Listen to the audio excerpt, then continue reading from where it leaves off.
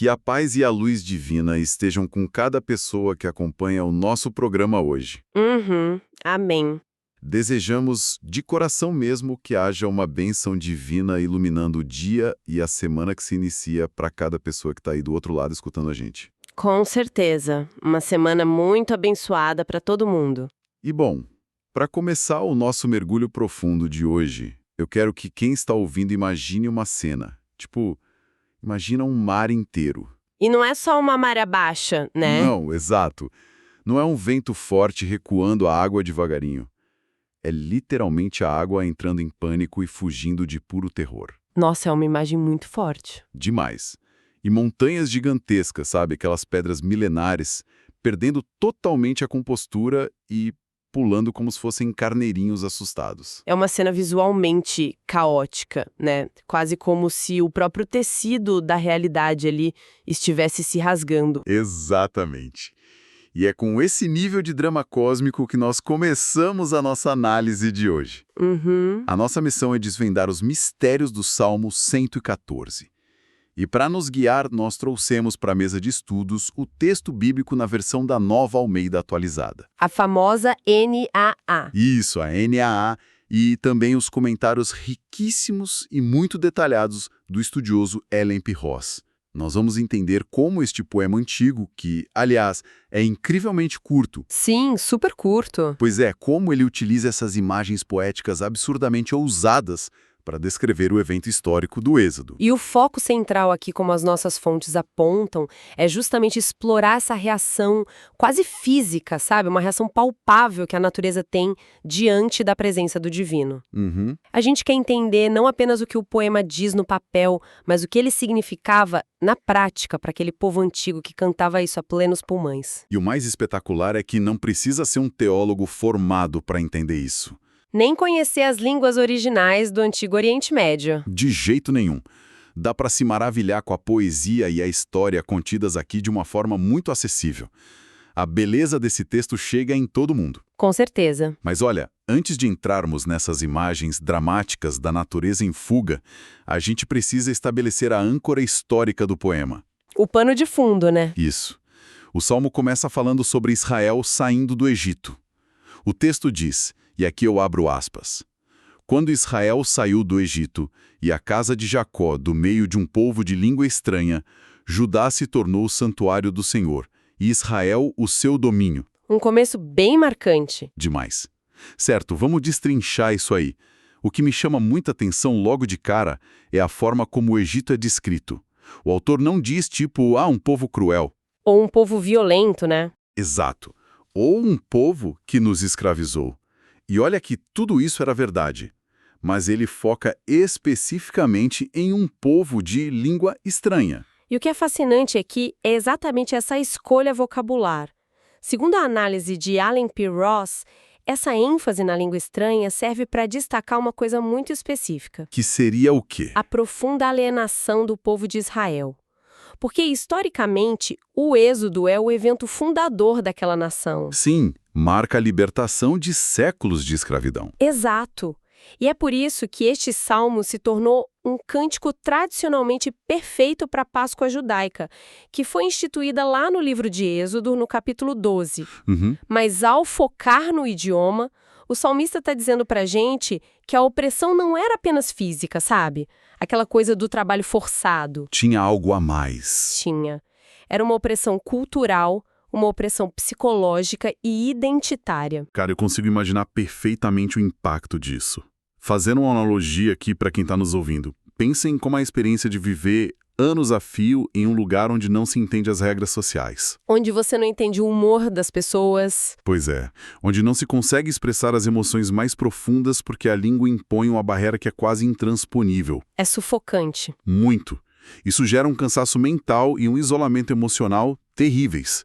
É tido como se a própria identidade estivesse sendo sufocada pelo ruído o tempo todo. E pegando esse seu gancho, quando o poema diz no verso seguinte que Judá se tornou um santuário e Israel um domínio, Isso não me soa apenas como a construção de um espaço religioso. não mesmo. Soa como a construção de um lar seguro, sabe?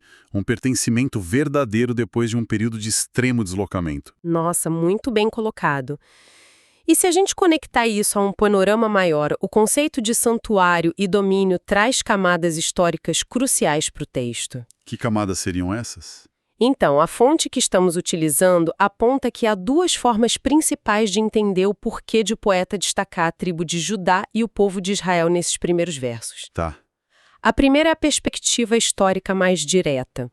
A tribo de Judá foi eventualmente o lugar onde Deus escolheu estabelecer o seu templo, lá na cidade de Jerusalém. Ah, o centro religioso da época. Isso. Foi ali onde a presença divina passou a habitar de forma contínua no meio do seu povo, marcando o fim definitivo daquela jornada de forasteiros. Para um pouco, eu preciso interromper aqui porque eu estou genuinamente confuso com uma coisa. Pode falar. O poema está claramente narrando o Êxodo, que é a saída do Egito liderada por Moisés, certo? Certo. Mas os comentários da nossa fonte também mencionam que muitos estudiosos acreditam que esse salmo reflete um período pós-exílio babilônico. Como é que isso funciona? É uma ótima pergunta. Porque, assim, a Babilônia aconteceu centenas e centenas de anos depois do Êxodo. A gente não está misturando duas linhas do tempo completamente diferentes de uma forma meio anacrônica? Olha, essa é uma dúvida muito comum e levanta uma questão super importante sobre como as pessoas no mundo antigo lidavam com a sua própria história. Sim, o êxodo e o exílio na Babilônia estão separados por séculos, mas pensa no estado do povo que retornou do cativeiro babilônico. Eles estavam arrasados, né? Completamente. As 10 tribos do norte que formavam o reino de Israel já tinham sido destruídas e dispersas pelo Império Assírio muito tempo antes. Verdade. Então, quem sobrou e retornou da Babilônia para tentar reconstruir as ruínas foi, na sua esmagadora maioria, a tribo de Judá. Ah, agora caiu a ficha. Então eles eram praticamente tudo que restava daquele povo original que saiu lá do Egito. Exatamente isso. Então imagina esse povo traumatizado. Eles estão tentando reconstruir a vida, reconstruir o templo. E quando eles cantavam esse salmo, não era só uma aulinha de história sobre Moisés. Faz sentido. Eles estavam usando a história do Êxodo como um molde, sabe? Um arquétipo para a realidade atual deles. Eles estavam declarando mais ou menos o seguinte: que o Deus do passado é o mesmo do presente. Exato, tipo, aquele mesmo Deus que libertou os nossos antepassados daquele povo de língua estranha lá no Egito e que fez de Judá o seu santuário lá atrás. E é o mesmo Deus que está com a gente agora, restaurando Judá depois de todo o horror da Babilônia. A história antiga valida a esperança presente. Caramba! Isso é brilhante. O poema funciona como uma cápsula do tempo, mas a aplicação dele é completamente elástica, né? Totalmente. É um hino de resistência que vai se adaptando às crises de cada nova geração. Mas, olha, a transição daquela vida de opressão no Egito para essa liberdade toda não foi um processo silencioso. O Salmo não retrata uma caminhadinha tranquila e pacífica pelas dunas de areia, não. Definitivamente não. Ele descreve uma convulsão literal e violenta na ordem natural das coisas. E é aqui que nós entramos na segunda parte do Salmo, que pega os versículos de 3 a 6. E essa é, indiscutivelmente, a seção poética mais dramática e visceral de todo o texto. Com certeza. Ou os montes saltaram como carneiros e as colinas como cordeiros do rebanho. Aqui a coisa fica realmente interessante, porque a natureza não é descrita apenas como um cenário passivo, onde os humanos estão ali só caminhando. Sim, ela tem vida própria ali, né? Isso. A natureza percebe algo e age com um reflexo de sobressalto gigantesco. A imagem mental não é de uma água que vai secando devagarinho por causa de um fenômeno climático. Não, é uma água que toma um susto mortal. A melhor analogia que eu consigo pensar para quem está ouvindo é tipo, sabe quando uma autoridade suprema, uma realeza absoluta que tem poder de vida ou morte, entra de forma abrupta e inesperada num recinto lotado? As pessoas entram em choque. Exato. A multidão não apenas se afasta educadamente pedindo licença.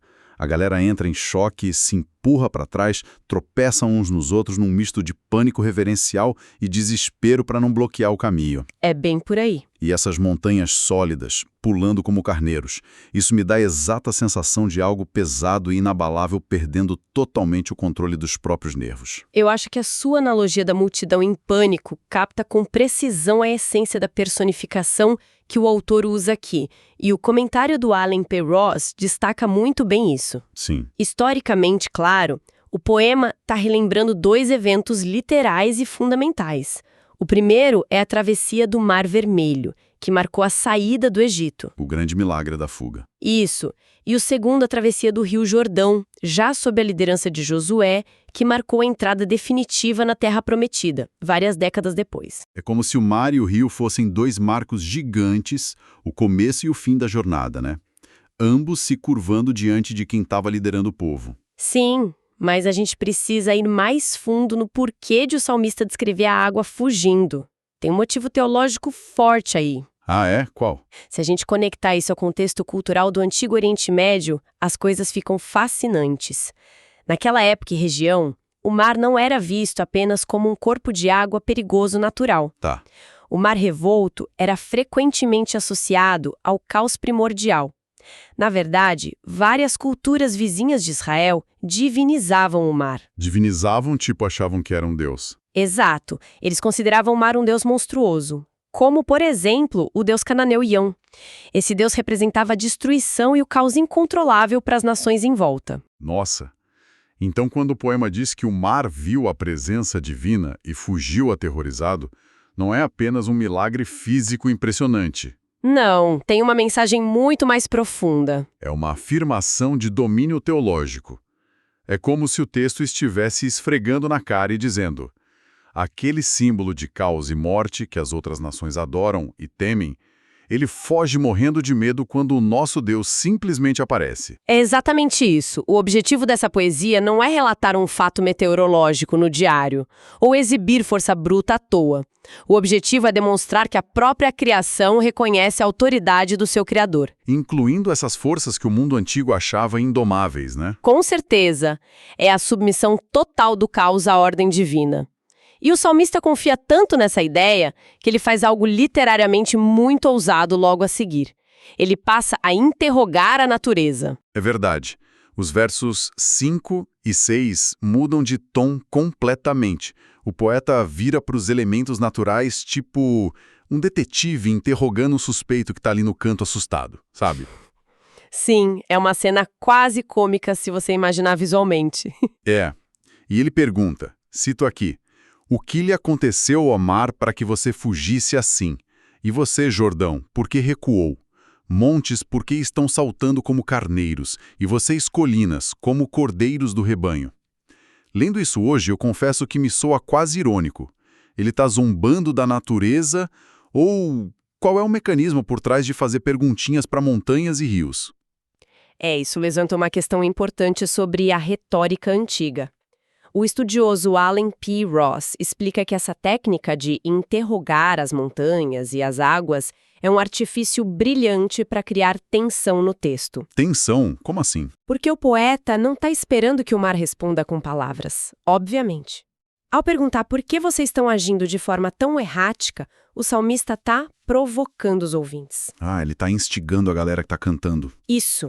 Ele está forçando todo mundo que canta o salmo a buscar a resposta mentalmente. O poeta prepara o terreno de forma magistral, construindo aquele mistério sobre quem seria tão poderoso para assustar os oceanos, sabe? E faz isso preparando a revelação final. E o poeta não deixa o mistério no ar por muito tempo, né? Não, de jeito nenhum. Ele não permite que o mar e as montanhas justifiquem o próprio pânico. Em vez disso, ele mesmo corta o silêncio nos versículos finais, os versos 7 e 8, e lança uma ordem avassaladora para o mundo inteiro, revelando de vez a causa do sobressalto. O texto diz: trema, ó terra, na presença do Senhor. Na presença do Deus de Jacó, ele transformou a rocha em lençol de água e o rochedo em manancial. E aqui nós atingimos o clímax teológico e poético do Salmo. O autor instrui toda a terra a continuar tremendo. E o Rossi aponta no comentário dele que esse tremor é a única resposta concebível e adequada à manifestação de um poder divino tão esmagador assim. É a reação natural. Sim. Porque quando o Criador do Universo se faz presente de forma tão intensa, a estabilidade normal das coisas não tem como se sustentar. A presença exige temor e tremor absolutos de toda a criação. Então, o que tudo isso significa na prática?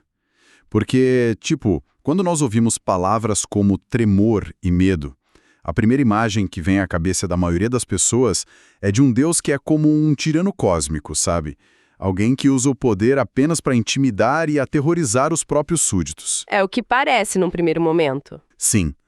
Nós temos, de um lado, esse poder que desestabiliza a geografia do planeta, mas na mesma respiração, no mesmo verso, o salmista termina o poema falando sobre transformar uma rocha em um manancial de água. É uma mudança de tom muito vertiginosa. É um contraste absurdo. Muito. É como ter a força capaz de explodir uma estrela sendo usada com a delicadeza necessária para dar um copo d'água na boca de uma pessoa exausta. Como é que essas duas coisas se alinham? E é justamente essa dualidade que torna a conclusão do Salmo uma obra-prima teológica. Porque, como a nossa fonte detalha bem, esse milagre da água jorrando da rocha se refere aos eventos que a gente lê narrados nos livros de Êxodo e de Números. Lá no período do deserto. Exato. Quando o povo estava no deserto, que é um ambiente letal, cercado por pedras secas e enfrentando a morte por desidratação, o Senhor usou o seu poder incomparável, não para exibi-lo de forma destrutiva para matar todo mundo de susto. Ele usou para sustentá-los. Isso, a rocha sólida e impenetrável, que normalmente seria um símbolo de aridez e morte naquele cenário, é forçada pela presença divina a se tornar uma fonte de vida abundante. Então a demonstração de força sobre a natureza não tem o objetivo de oprimir o povo de Israel, mas sim de salvá-lo. Perfeito. O mar foge não porque Deus está querendo destruir a terra, mas porque Deus está abrindo um caminho de fuga para os escravos passarem a seco. Exatamente. A rocha se rompe não num terremoto destrutivo que vai soterrar a galera, mas para matar a sede de uma comunidade inteira que estava morrendo. Precisamente. Se a gente conectar isso ao propósito central do Salmo, a gente entende que a mensagem final é de profundo conforto. Faz todo sentido. Quem estivesse sendo cantado pelas primeiras gerações, ali enfrentando as nações hostis em Canaã, ou quer estivesse sendo entoado pelos exilados voltando da Babilônia para uma cidade toda destruída. O princípio é exatamente o mesmo. Que é a soberania divina. Isso. O princípio é que as circunstâncias mais aterradoras da natureza e da própria história humana estão completamente sob o domínio do Deus de Jacó. E ele usa esse domínio absoluto para o cuidado contínuo e providencial do seu povo. O que, parando para pensar, redefine completamente a forma como a gente deve entender aquele comando treme ó terra, do versículo 7, né? Muda toda a perspectiva. Esse tremer que o salmista exige não é o pânico desesperado de quem está prestes a ser aniquilado por um meteoro. É o espanto, o respeito reverencial indescritível de quem acabou de perceber uma coisa grandiosa. Que coisa! De perceber que aquele que tem poder para desmantelar a ordem física do universo escolhe usar esse exato poder para nutrir, para proteger e para guiar o seu povo. Isso gera uma admiração profunda e não um terror que paralisa a pessoa. Uma excelente síntese. A exatidão teológica aqui se une à personificação poética para mostrar que a presença divina altera a realidade material, mas não de forma arbitrária. É sempre alinhado ao seu propósito redentor. A memória dos milagres do passado não serve apenas para gerar uma nostalgia bonitinha. Serve para ancorar, né? Exato, serve para ancorar a fé e a resiliência no presente de quem canta. Olha, é simplesmente incrível perceber o volume de significado histórico, psicológico e espiritual comprimido em apenas 8 versículos. É muita densidade. É. E para nós recapitularmos a genialidade do que foi destrinchado aqui hoje, o Salmo 114 pega um evento histórico de libertação, a fuga daquela população oprimida e linguisticamente alienada no Egito, e transforma isso num drama de proporções épicas. É um épico mesmo. O mar entra em pânico porque reconhece a autoridade que subjugou o caos. O rio recua, as montanhas perdem a estabilidade, a terra inteira é intimada a se curvar, e o ápice de todo esse poder não é uma destruição cósmica. É o milagre silencioso e amoroso de transformar uma pedra dura em água fresca para saciar a sede de quem precisava de abrigo. É um lembrete muito poderoso de que nas antigas escrituras o poder de Deus e a misericórdia de Deus são, na verdade, duas faces da mesma moeda atuando na história da humanidade. Com certeza. E isso nos leva a um pensamento final. Algo para ficar martelando na cabeça de quem nos ouve enquanto segue com o seu dia. Vamos lá. Essa conversa expande muito a nossa forma de ver o mundo.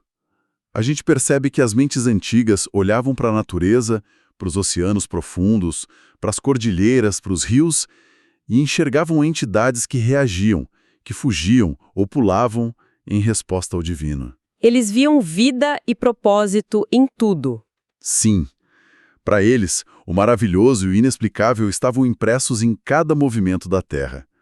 Hoje, nós vivemos numa era que é altamente científica e tecnológica. O que é ótimo, claro. Ótimo, sem dúvida. Nós compreendemos a mecânica dos fluidos que faz um rio correr. Nós sabemos como as placas tectônicas empurram as montanhas para cima e entendemos a composição química de um rochedo. Mas a grande pergunta que fica é: Pode falar. será que a nossa visão mecanicista e científica da natureza enfraqueceu a nossa capacidade de sentir esse nível de maravilhamento? É uma boa reflexão. Será que o fato de entendermos o como as engrenagens do planeta funcionam nos fez esquecer de nos maravilhar com o assombroso porquê de o planeta existir? Para começo de conversa? É uma provocação essencial para a nossa época, porque, pensando bem, entender a anatomia de uma maravilha não deveria torná-la menos maravilhosa. Deveria aumentar a admiração, né? Exatamente. Deveria aprofundar o nosso respeito por quem a desenhou. É um chamado para resgatar aquele olhar atento e maravilhado do salmista no meio da nossa própria rotina agitada. Com certeza. Olha, foi um privilégio imenso mergulhar nas profundezas literárias e históricas desse texto espetacular hoje. Foi incrível mesmo. E agradecemos profundamente pela companhia de cada um de vocês durante mais esta análise. Que Deus abençoe todos os ouvintes.